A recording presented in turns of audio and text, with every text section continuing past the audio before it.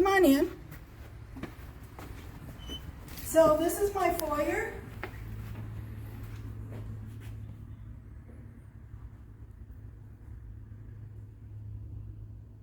And my living room. This is where I do all my therapy.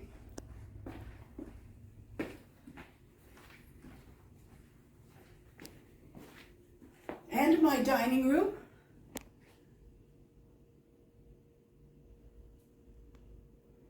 Tony, get the other wall. Do you remember your hydrangeas?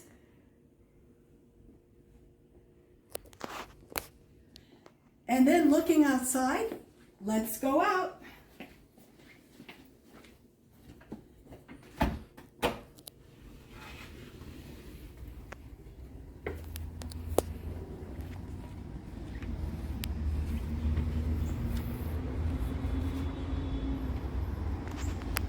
And a lot of people prefer this.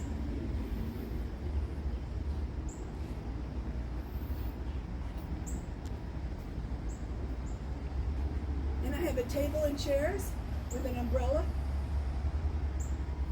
So if we want to eat out here. Although it's been hot all summer, you would not believe how many people ate or sat out here, one of the two. So I'm going to take you to my little teensy den where I spend all my mornings having my vitamins.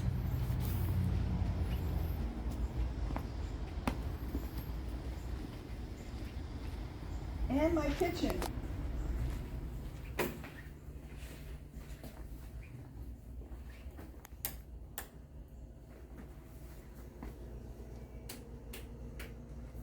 My kitchen.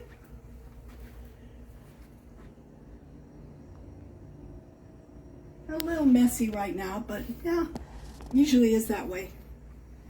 And my den. And that's my chair where I sit, my angels.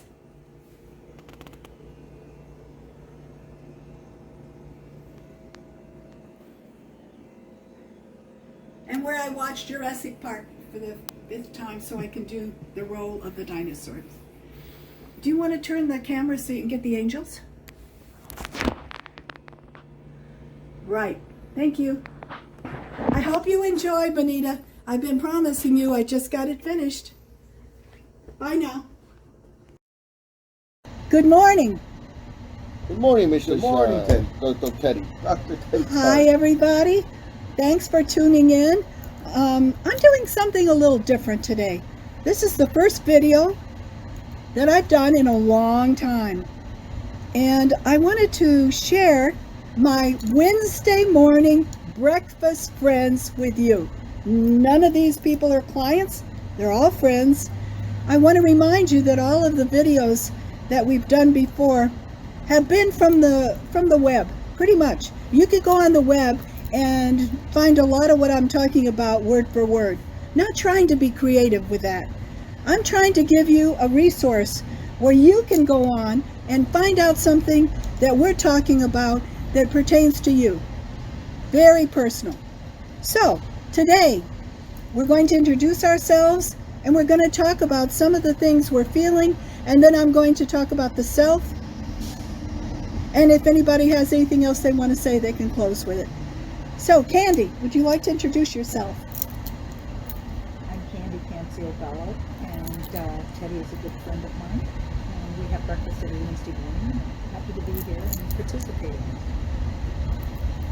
Okay. I'm Guillermo Canciobello. This is my mom and dad, and I'm happy to come here every Wednesday and hang out and share with people that I love. So, happy to be here. I'm Guillermo Canciobello. I'm the father and husband of this couple. I've come for breakfast here on Wednesdays. That's the only day I get breakfast.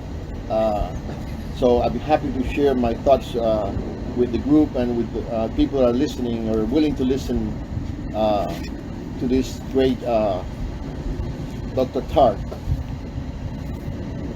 Thank you. Thank you all for introducing yourselves. So, I want to start with just a couple of things and then I'm going to turn it over to our group. So thank you for joining us today. Who am I? Am I my DNA? Am I my way I was raised? Am I able to make changes? What do I know about myself? So one of the things I do know is that myself is not my mind, and myself is not my body. Myself is a concept. It's a concept outside. Myself can look on myself and talk about it. And for that reason, it can make changes. It's not so solid like the brain or the body that has a history. Myself is flexible, more flexible. I just have to decide I want to make the changes in order to change. I have to do those things that are going to result in change. So there's nothing solid about the self. It's not the brain, it's not the body, it encompasses a whole lot of things. My ideas, my mental thoughts, my way of seeing myself. The self is a person's experience. This is straight from the internet, under psychology. A person's experience is a single, autonomous, meaning a person who's pretty much capable of handling one's own life, who's separate from others, experienced with continuity through time and space. In other words, I know how I was when I was 6 or 7 all the way through my life. And that may have changed a lot. I have an autobiographical self that has been running the program all the way through, but can go in and make changes if it chooses to. Believe it or not, it can go in and erase something. If I find out something I didn't know before, I can erase it. Maybe it was a misconception of some sort. Its experience of the self includes one's consciousness, of one's physical, of one's character, one's emotional life. It encompasses a lot of different things. A healthy self is like Teflon. It's very protective and can do a lot for us if we take care of it. It's our thoughts, our beliefs, our self-concept, our knowledge about who we are. It's the active processor of all the I information. It's a totality. It covers everything, but it can't go into surgery. You can't go in and take yourself out and put another body's self in. That is not a possibility. This is not a transplant organ. The real self reflects the individual, the qualities, the aptitudes, the indignations. It remembers hurts. Actually, if you ask somebody about what's happened, their pain, their suffering, their sorrow, the post-traumatic things that have happened to them, they can come out with those things very fast. The ideal self, on the other hand, constructed by the characteristics that we would like to aspire to. And it's very powerful. That ideal self is very powerful. When we're in our 30s, our 20s, our 30s, we look in the mirror and we say, mirror, mirror on the wall, who's the fairest of them all? Yuck, I don't like myself. I don't like the way I look. I need to go out and get better clothes, or I need to go in and have this done, or maybe at 40 or 50 I need Botox, and at 60 or 70 I'm now trying to keep my health. I'm on maintenance. So in different stages, different phases, we're at different places. And I'm sure all of you know what that means. Be sure when you stand in front of the mirror and you get older, you ask the right question.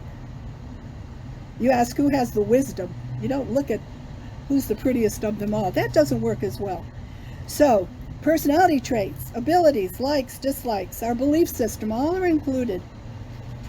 I would like to turn this over to my group and have them talk about their selves. All of us are unique. We're at unique places in our lives.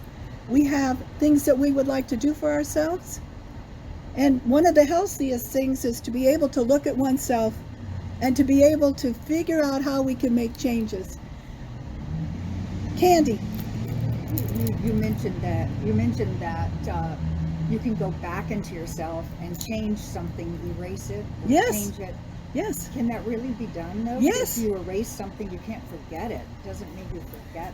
You can correct it, because now that would not be that you're just going in for a futile procedure here, an exercise, a futile exercise. You're going in because you've learned something. Let's say you learned that you did one of these ancestral things and you found out that you are the great great great great great granddaughter of Genghis Khan, you're going to go in and maybe make a change in what you always thought. Maybe you didn't know that before. That would be a very simple change. But suppose you've made a mistake. Yes, you can erase it, believe it or not. How do you erase that mistake? What you would do would be to go in and comfort yourself and say, well, let me make an example here. When I was 16, I had an abortion. And now you come and you sit with me as a therapist and you tell me about how you feel, and you're now pregnant and you're afraid God's going to take this baby. And I can remind you, when you were 16, what did you know? What were your choices at 16? Did you have any choices? I can help you see that all these years from the time you had that abortion, you have been blaming yourself and feeling shame and guilt and afraid that God was going to punish you. So it's not that you forget it. You changed your attitude toward exactly. it, your idea about well, what it, you're not going to forget the change that you've made, but you're going to be more understanding, more compassionate, more forgiving of yourself. You're no longer going to see God as somebody sitting up there at a computer pushing buttons and now going to kill this baby. And believe it or not, that is not uncommon when someone gets pregnant who has at one time had a miscarriage, an abortion, or anything. They said God will punish me. That God will punish me. Okay, that was a good question. So, about yourself, what would you like to tell us about you? Well, I do a lot. I tend to identify. My identity comes from doing for others, entertaining, making people happy. It's kind of what I've done. I was a teacher at one time, and before that, as a kid, I grew up in a family where my mother was sick all the time, so I had to take care of her. And for some reason, I was a middle child, and that was my job, was to take care of mom. So I kind of grew up that things around me are going to be great as long as I take care of everybody.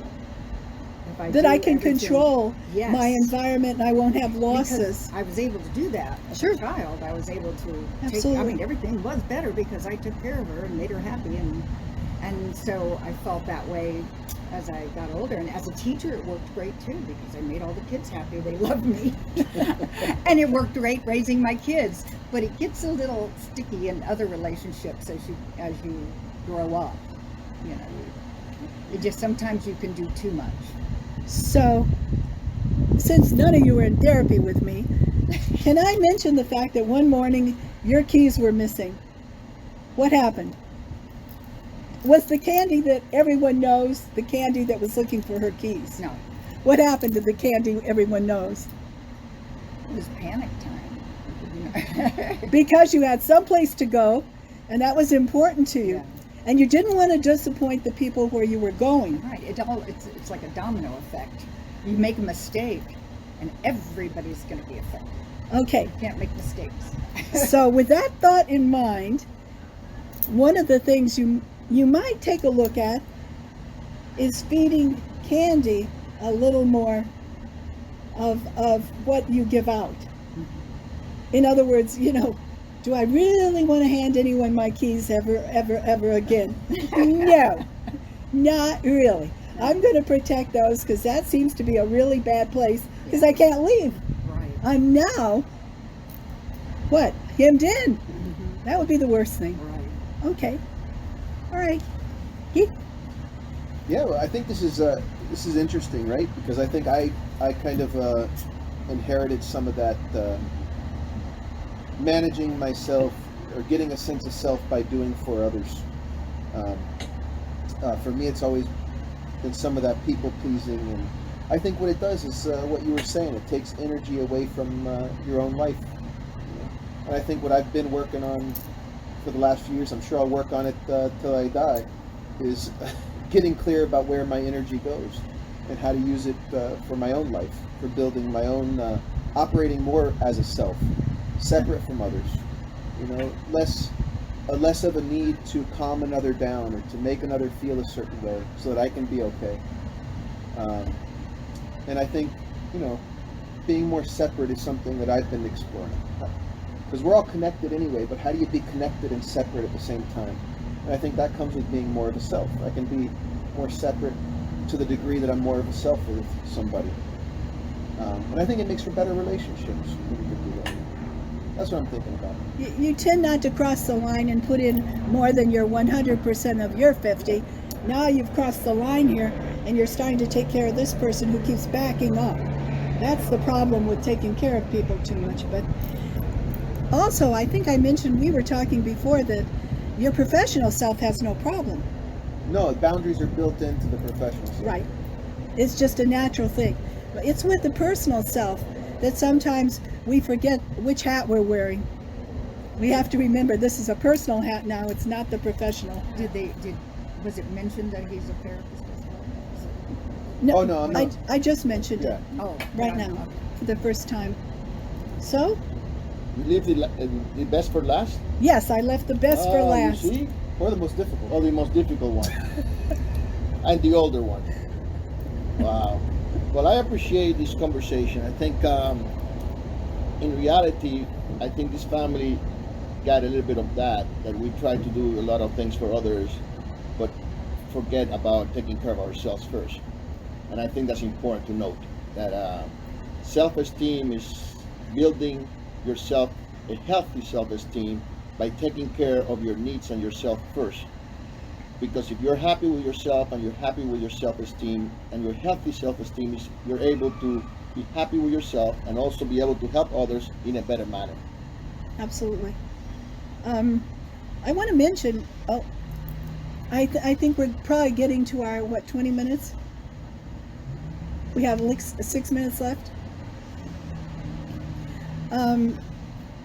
Differentiation is the ability to be a healthy self and to have some dependency needs, some independency needs. Mostly our independency is handled by ourselves, and to be able to be interdependent without losing ourselves.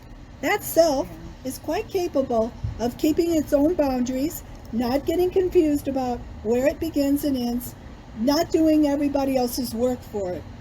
But that differentiation is the ability to listen to others. And this is one of the most important things why I really want to talk about the self.